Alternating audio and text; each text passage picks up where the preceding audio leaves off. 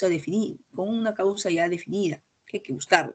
Ahorita vamos a hablar de eso, ¿no? El delirio por sí no es una enfermedad, sino algo, es un síndrome, puede ser un conjunto de signos y síntomas que lo está produciendo una enfermedad. El delirium se presenta en ingresados a UCI en un 70-87%, como les comenté. En un 60% residen en centros de recuperación funcional o residencias, un 83% de quienes precisan cuidados paliativos y de un 15-53% durante el periodo postoperatorio. Importantísimo, ¿no? Va a ser más frecuente en pacientes que ingresen a UCI, de un 70-87% incluso. El delirium o síndrome confusional es un síndrome y como tal puede estar formado, como les comenté, por grandes signos y síntomas, siendo las múltiples las formas de presentación, lo que va a dificultar el diagnóstico. Más que una enfermedad en sí, representa la complicación de otra enfermedad subyacente que muchas veces pasa desapercibida, que generalmente es la que marca el pronóstico, por lo que debe ser descubierta y tratada, siendo pues el diagnóstico etiológico del delirio una urgencia médica. ¿Sí? ¿Todo claro hasta ahí, alumnos? Sí, doctora. Alumnos. Perfecto. Entonces, el delirium, alumnos, quiero que tengan bien en claro, es un síndrome formado por signos y síntomas que lo está causando alguna enfermedad subyacente. Es decir, el delirio no es una enfermedad, sino algo lo está causando, por ejemplo, una infección urinaria, un trastorno metabólico, ¿no? Entonces, es una complicación. Y por eso pasa a veces desapercibida la enfermedad que lo está subyaciendo. ¿Y en todos van a ser delirium, doctora? No. El delirium van a ser las personas susceptibles. Ahora les voy a decir, ¿quiénes más frecuentemente? Los frágiles, pues, o los complejos, los que tienen menos reserva fisiológica cerebral. Acuérdense que es una urgencia médica, o sea, hay que tratarla rápidamente, ¿no? Tratarla. Y no significa, tratar no significa, ok, es agresivo, le damos algún antipsicótico para que esté mejor y ese es el tratamiento. No, el tratamiento es buscar la causa que lo está desencadenando. La clínica suele ser diversa, principalmente se va a caracterizar por un problema de atención, de la conciencia. No es capaz de responder a estímulos externos o nivel de alerta. Generalmente está disminuida y somnolencia, nivel de atención más sensible, incapacidad para entender preguntas más o menos complejas, dificultad para cambiar la atención hacia otro, distraibilidad, incoherencia, alteraciones de las funciones cognitivas, importantísimo, ¿no? Hay un problema de la orientación, la memoria, la percepción, la extracción, el razonamiento, la emoción. Entonces, todo eso va a generar a la larga que se produzca la clínica del delirio, ¿no? Que es caracterizada principalmente por una alteración en la conciencia, en la conciencia, en la atención, es lo que caracteriza el delirio, ¿no? Capacidad para responder a estímulos externos. Uno le pregunta algo y te dice otra cosa. Hay alteraciones conductuales, hay una agitación, una inhibición, puede ser instauración aguda de horas a días, hay una fluctuación a lo largo del día, empeorando sobre todo por la noche, estando hiporreactivo o incluso sintomático durante el día. Importante. Hay cambios emocionales y emociones inapropiadas como ansiedad, agresividad, hipomanía y cambios autonómicos. No, acá lo que hay que tener en cuenta, alumnos, es que la instauración es aguda, de horas a días. Instauración aguda, de horas a días y fluctúa a lo largo del día, empeorando sobre todo por la noche. ¿Qué quiere decir? Que puede estar muy bien en la mañana y en la tarde o en la noche tener los síntomas, ¿no? La agitación o la desatención. Importantísimo, ¿no? Hay cambios emocionales e inapropiados, ansiedad, agresividad, hipomanía, cambios autonómicos, ¿no? Entonces, es característico agudo, fluctúa a lo largo del día y la instauración es aguda, ¿no? El delirio se caracteriza por una incapacidad del cerebro, como le dije, para responder a las demandas que se efectúan. No es incapaz, pues no tiene reservas fisiológicas. Siendo una respuesta a un daño cerebral fundamentalmente neuroquímico. Hay alteraciones metabólicas, hormonales y de neurotransmisores en todo el tejido cerebral, más que un daño anatómico en sí. El delirio se caracteriza por eso, ¿no? Por una incapacidad del cerebro para responder eficazmente a las demandas que se efectúan, siendo una respuesta a un daño cerebral neuroquímico difuso. Para que se produzca un delirium se necesitan dos cosas, alumnos, si no, no se va a producir. Factores precipitantes y, por otro lado, un individuo susceptible. No se va a dar si no hay un individuo susceptible y un factor que lo está desencadenando, un factor que lo está poniendo en riesgo, que lo desencadena. No todas las personas tienen la facilidad para presentar este síndrome, sí es cierto, probablemente nosotros no lo presentemos porque tenemos buena reserva cognitiva, pero hay algunos pacientes que son adultos mayores frágiles, sobre todo complejos, lo van a presentar, a diferencia de los vigorosos. Esa resistencia viene determinada en parte por la reserva cognitiva. Dicha reserva cognitiva no es calculable, lo que sí se puede hacer es determinar qué procesos disminuyen dicha reserva, facilitando el desencadenamiento de un síndrome confusional agudo, factores predisponentes. Importantísimo. ¿No? Entonces, es importante tener en cuenta que todo esto puede desencadenar el síndrome confusional agudo, ¿no? Los factores precipitantes. ¿Cuáles son los factores precipitantes? Los factores que ponen en riesgo al paciente. Primero, en un número 1, el deterioro cognitivo, la demencia, la enfermedad grave, la edad también. Entre más edad, mayor riesgo de delirio, factores de riesgo cardiovascular, déficit nutricional, alcoholismo, déficits sensoriales, catéteres, ¿no? Antecedentes de delirio, la misma depresión. Son factores que van a poner en riesgo al paciente. O sea, si hay un individuo susceptible, como este, más un factor desencadenante, ahorita lo vamos a ver, como la infección o el trastorno metabólico, se va a presentar lo que es el delirio. Antes de ver los factores que van a desencadenar, tenemos una fisiopatología que, bueno, suele ser diversa o aún todavía tiene mucho por conocer, pero se dice que la deprivación de oxígeno, la hipótesis de los neurotransmisores y la cascada inflamatoria son los que más se ha descubierto. Por ejemplo, la hipótesis de los neurotransmisores. Se dice que la acetilcolina es encargada de los problemas emocionales, de la regulación del ciclo sueño y vigilia. Entonces, aquí en el delirio han encontrado que hay un déficit colinérgico central, que es responsable de las alteraciones cognitivas y perceptivas. Inversamente a la acetilcolina, la dopamina está hiperfuncionante, siendo responsable de la incapacidad de mantener la atención. ¿Qué quiere decir? La acetilcolina disminuida y la dopamina hiperfuncionante, por lo cual va a haber una incapacidad de mantener la atención. La mayoría de neurolépticos bloquean estos receptores dopaminérgicos, algunos estimulando secundariamente la producción de acetilcolina, por lo que son útiles, ¿no? Algunos neurolépticos o antipsicóticos lo que hacen es estimular la acetilcolina y inhiben esta dopamina. Por eso se utiliza en algunos pacientes. La serotonina puede estar disminuida o aumentada, al igual que el GABA. ¿Alumnos me escuchan? ¿Todo bien?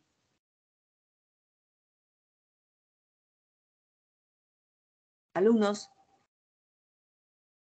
¿Delegada? Sí, doctora. Ah, ya, me ha pasado que he terminado la ponencia y se fue el señal, por eso les pregunto. El glutamato suele estar aumentado, siendo el responsable, cuando esto ocurre, de la persistencia del déficit cognitivo tras el cuadro agudo, ya que puede provocar muerte neuronal. Por último, también puede darse una hiperactividad de los endorfinas, lo que explica el grado de anestesia que ocurre durante el cuadro. Entonces, hay hay disminución de acetilcolina, aumento de la dopamina, la serotonina puede o no estar aumentada, el glutamato está aumentado y es responsable de la muerte neuronal permanente y una hiperactividad de las endorfinas. O sea, esa es la hipótesis de los neurotransmisores, que acá lo tenemos. Bueno, como les dije, tienen que haber dos cosas, un individuo susceptible y un factor que lo desencadena. Estos son los factores que predisponen y estos son los que lo desencadenan. A veces los mismos medicamentos, el ACV, las infecciones, ¿no? La hemorragia, la fiebre, el dolor, pueden desencadenar en un individuo susceptible el delirio. Por eso siempre hay que buscar las causas, doctores, siempre. Bueno, acá se dicen las etiologías del delirio, ¿no? Hipoglicemia, hiperglicemia, tracto urinario, infecciones. Acá es un estudio, bueno, un poco antiguo, que es la prevalencia y factor de riesgo del estado confusional agudo en el adulto mayor en una sala de emergencias médicas.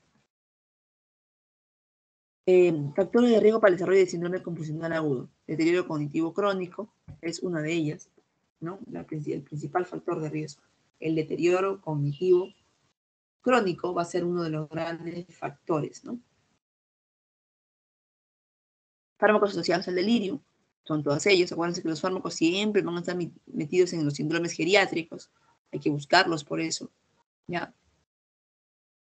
Fármacos asociados a delirium. Acá tenemos, ¿no? La mirtazapina, anticolinérgicos, algunos antiarrítmicos. Las benzodiazepinas a veces pueden provocar delirio. Tenemos diferentes manifestaciones clínicas del delirio, ¿no? Tenemos el hiperactivo, el hipoactivo. Acuérdense que no todos van a ser los que gritan o los que están activos, que agreden o que están alucinando. No, el más frecuente, aunque ustedes no lo crean, es el hipoactivo. El que está somnoliento, hipoalerta, ¿no? Que para durmiendo. Ese es el más frecuente. El hiperactivo no, el hipoactivo. Por eso es más difícil de diagnosticar. Por eso les comenté en la primera diapositiva que de un 30-50% no son diagnosticados. ¿Ok? Entonces, el hiperactivo es el hiperalerta, el agitado, mientras que el hipoactivo es el hipoalerta, el letárgico. Hay alucinaciones en el hiperactivo, mientras que el hipoactivo tiene somnolencia. Hay síndrome de abstinencia. Hay encefalopatías metabólicas. Un metabolismo cerebral elevado, ¿no? Disminución del metabolismo cerebral a diferencia del hipoactivo. Son diferencias claras, ¿no? Como les dije, el hipoactivo es el más frecuente, seguido del hiperactivo y el mixto también que está, ¿no? Que tiende a ser hiperactivo e hipoactivo. Doctora, ¿cómo diagnostico delirio? Bueno, hay criterios ya establecidos como la DSM-5 que les presento aquí, o los criterios del CAM. Es una escala que utilizamos más en geriatría. La escala de CAM son preguntas sencillas que usted se las hace. Y la primera es inicio agudo y curso fluctuante. ¿Existe evidencia de algún cambio agudo en el estado mental con respecto al basal del paciente? La conducta normal fluctúa durante el día, alternando periodos normales con estado de confusión. Desatención.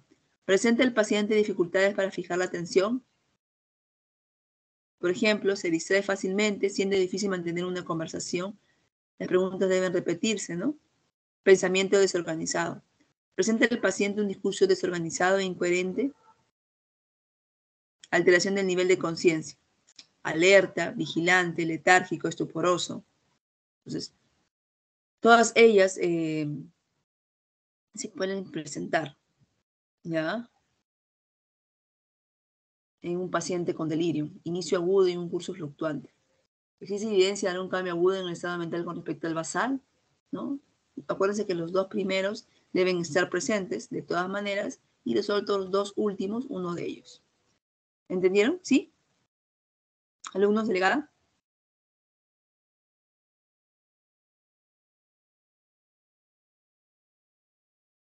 Delegada. Sí, doctora. Okay. Bueno, acá hay un diagnóstico diferencial entre delirium y demencia. Por ejemplo, el delirium es súbito, fluctúa, la conciencia está disminuida, hay alucinaciones. En la demencia es insidioso, el curso es estable, la conciencia generalmente puede estar normal, ¿no? En los primeros, si no es todavía avanzada. Alucinaciones no presentan, excepto sean una demencia avanzada. Entonces, son diferencias que ustedes tienen que estar presentes porque tenemos mucho delirio en la hospitalización y lo asumen en una demencia, no siendo así el cuadro. Para manejar el delirio, los objetivos son detección y corrección causada del delirio. Importantísimo. Brindar medidas de soporte y prevención de complicaciones. Y el manejo de las manifestaciones. Importante. Detención y corrección de la causa del delirio. Brindar medidas de soporte y prevención de complicaciones y el manejo de las manifestaciones. Educar a los pacientes y a sus familiares o cuidadores. Determinar la causa del delirium, que tenemos todas estas, ¿no? A través de un hemograma, una gasometría, un electrocardiograma, ¿no? Exámenes generales para determinar la causa, que es importante.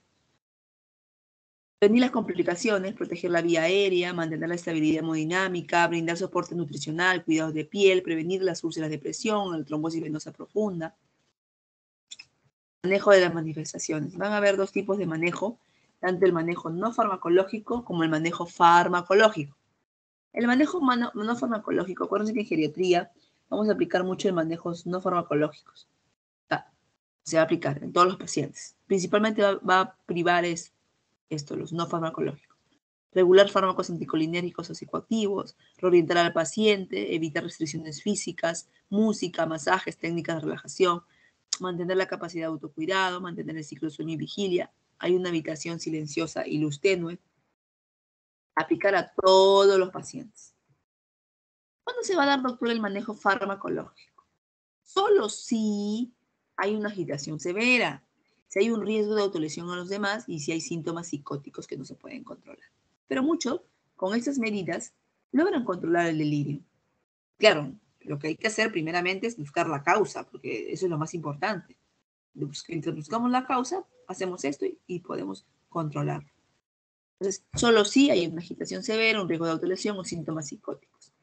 Bueno, hay antipsicóticos típicos como atípicos. El típicos tenemos el haloperidol y los atípicos estos, ¿no? Olanzapina, risperidona, quetiapina. Según las diferentes guías y hasta el momento, el haloperidol sigue siendo el antipsicótico de elección.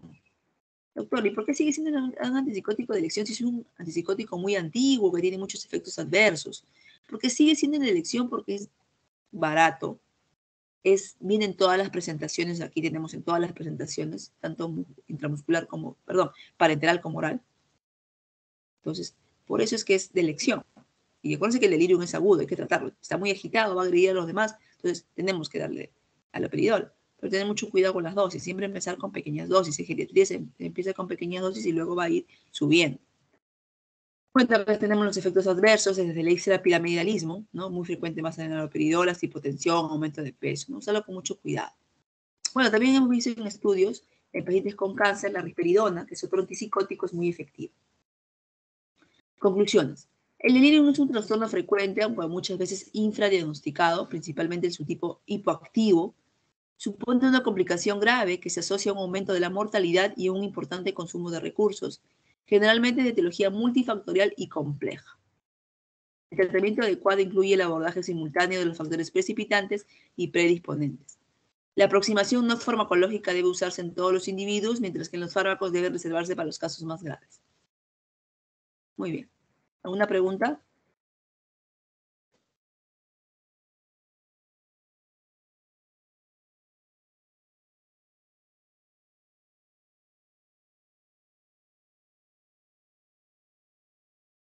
Delegada. Tengo una pregunta, doctora. Sí, doctora.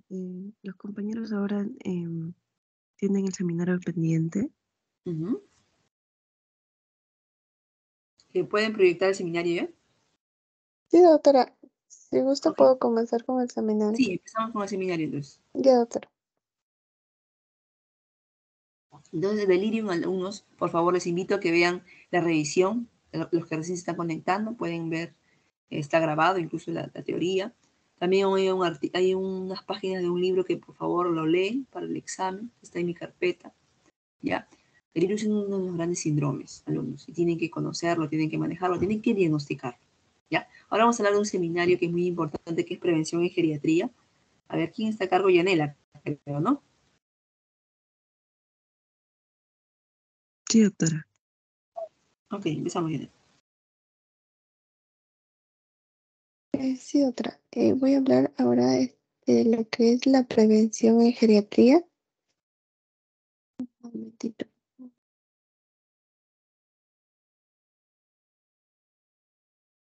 Ya.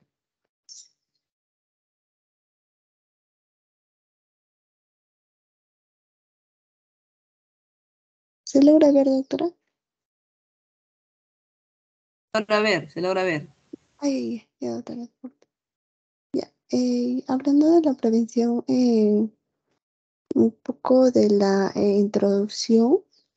Vamos a ver pues que va a haber pues el aumento de la longevidad pues que se va a acompañar pues al incremento, ¿no? Lo que es la prevalencia de morbilidad relacionada pues a enfermedades crónicas y también a discapacidades, ¿no? De estos pacientes. Y bueno, va a ser cuál es el objetivo pues de esta actividad, ¿no? Va a ser prevenir pues a estas personas de grupo ya mayor, tener pues un aumento de la expectativa de vida, ¿no? Ya sea para una expectativa de vida pues activa o personas que sean libres de discapacidad, ¿no? O sea, es decir, va a prevenir pues el deterioro funcional, pero sí va a producir pues lograr pues que el anciano pueda permanecer, ¿no? En su domicilio con un mayor grado pues de independencia posible, ¿no? Según Gordon, ha propuesto pues que las medidas preventivas eh, va a ser adoptadas o aplicadas, ¿no? En forma asintomática, la cual él refiere que no se van a clasificar en en niveles, ¿no? Como primario, secundario y tercero, sino él lo va a clasificar pues en grupos de poblaciones que deben usarse, ¿no? De forma óptica. Aquí acabamos a ver las tres prevenciones, las medidas universales, van a ser pues aquellas aplicaciones que toda población lo usa, ¿no? Son los beneficios que van a sobrepasar pues ciertos riesgos, ¿no? De todas estas personas.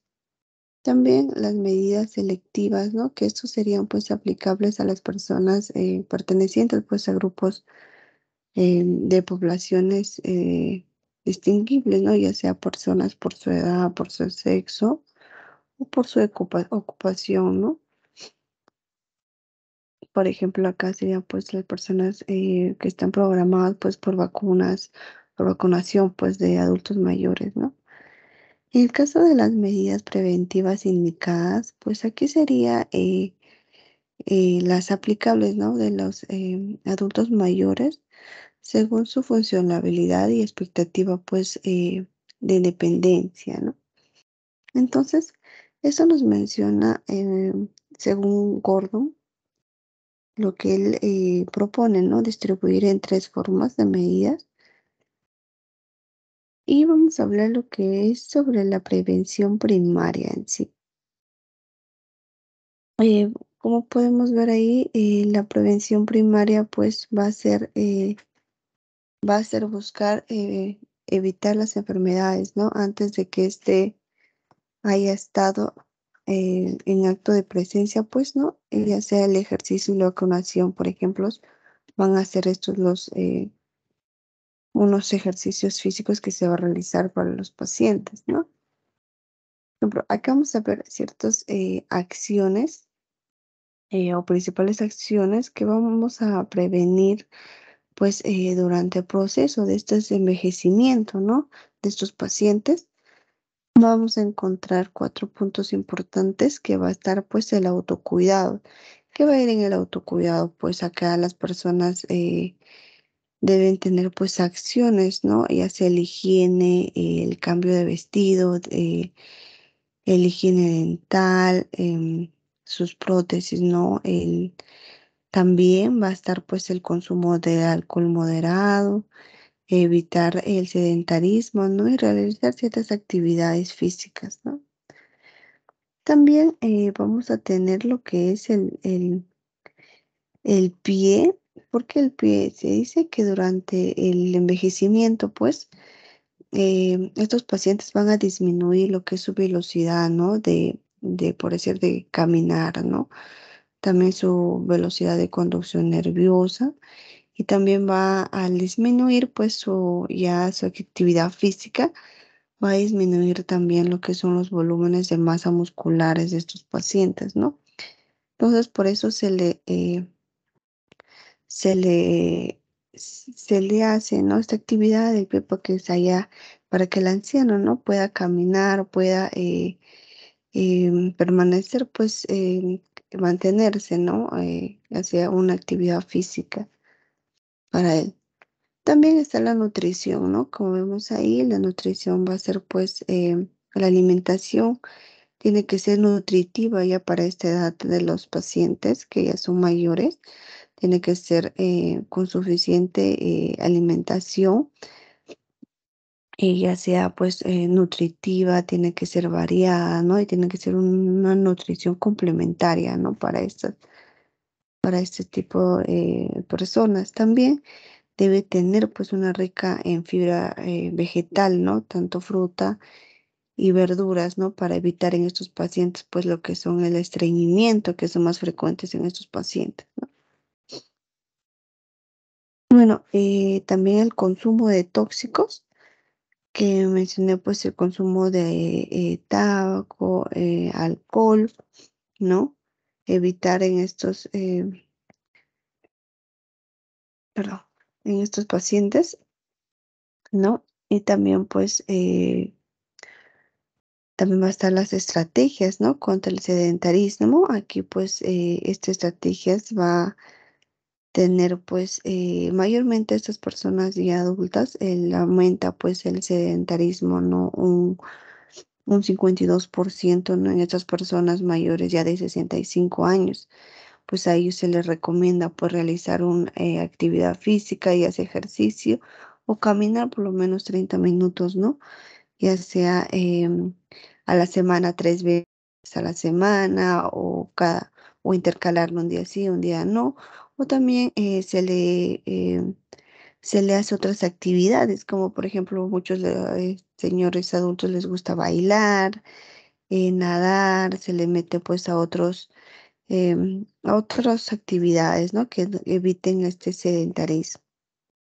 Entonces, aquí ya había mencionado, ¿no? Lo que es las acciones del cuidado, ¿no?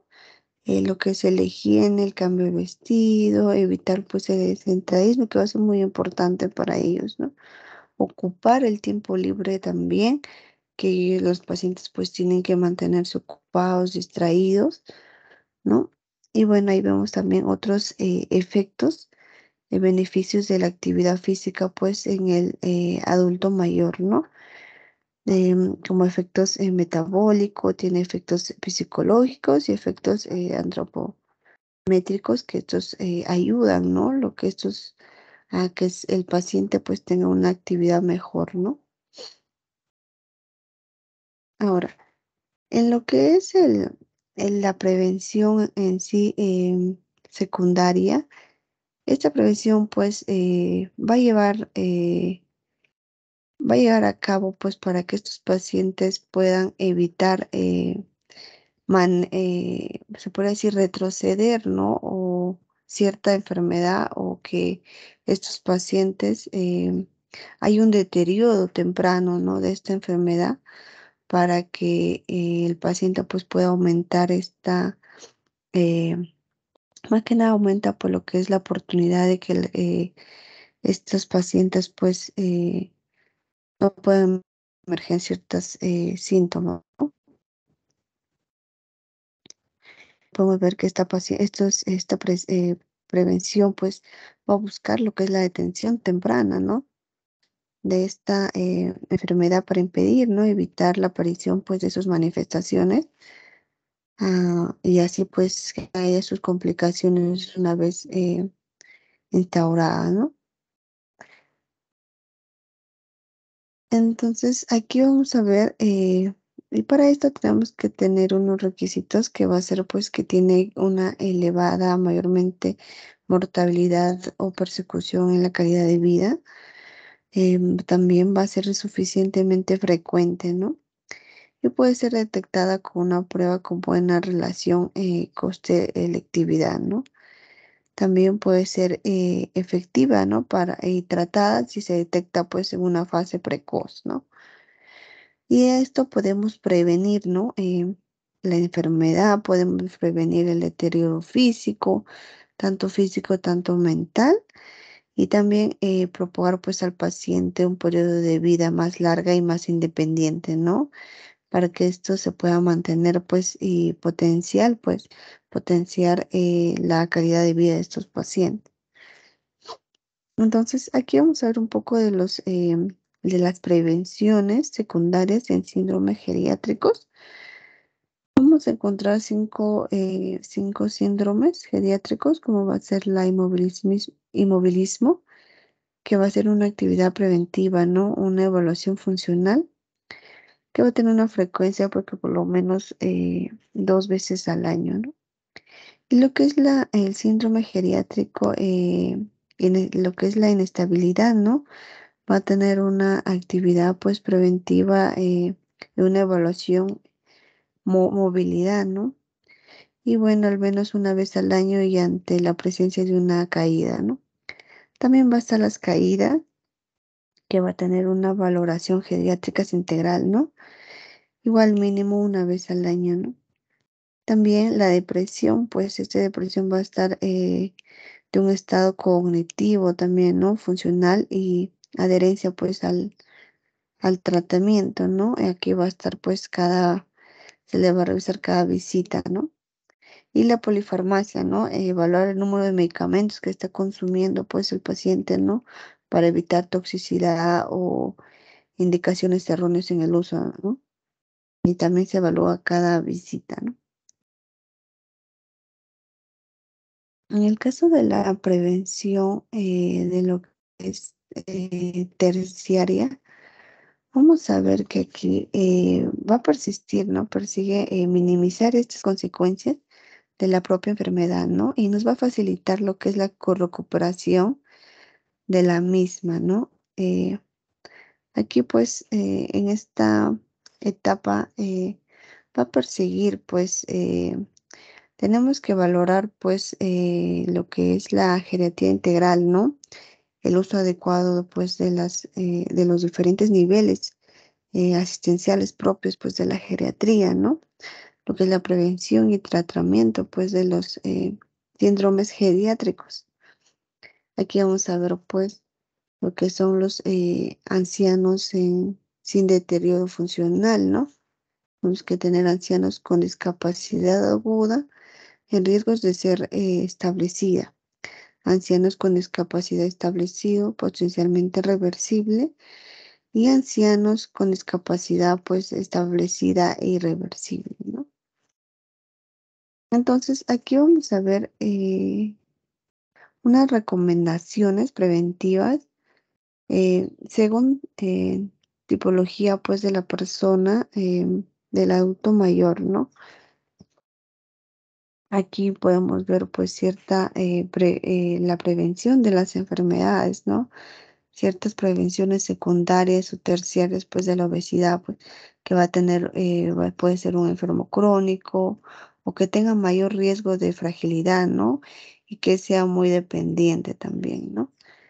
Y así vamos a ver ciertas prevenciones, ¿no? De estas enfermedades para que lo puedan revisar. Lo voy a pasar las diapositivas.